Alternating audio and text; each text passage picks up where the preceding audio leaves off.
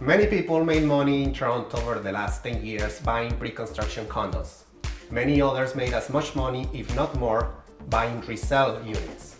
The reason why many people made money is because the market was and still is very hot, not because the purchase prices were low.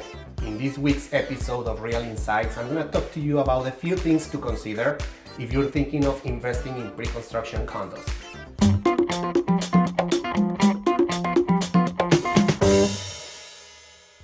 Number 1. Additional cost on top of the purchase price. In resale, when you agree on a price, you pay that price, period.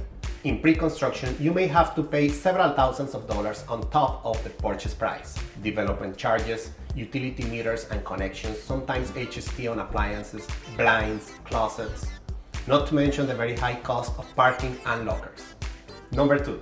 Quality of trades and materials. When you buy pre-construction, you're told what kinds of finishes you will get. Countertop, kitchen tile, bathroom flooring, but you don't get any insights into what sorts of materials and trades they will use, such as type of drywall, insulation, windows, caulking.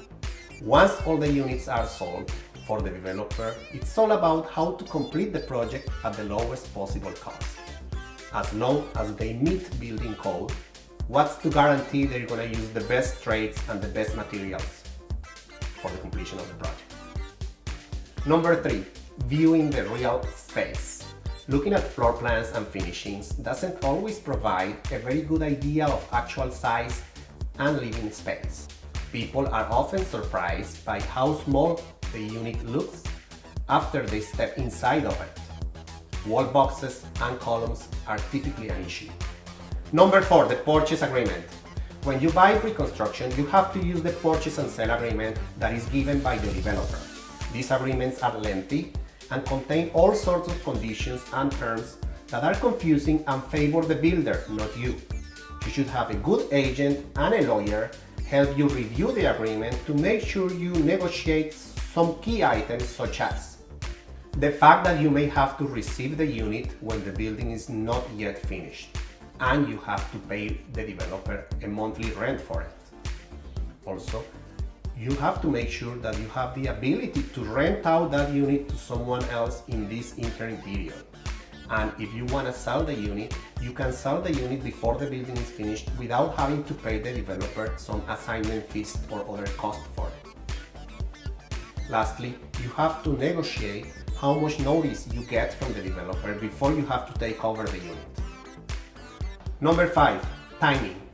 Builders consistently fall behind their proposed timelines by 1 to 3 years. That on top of the 2 or more years they told you at the beginning, your money is tied up for too long. As you know, life changes. Your investor profile changes.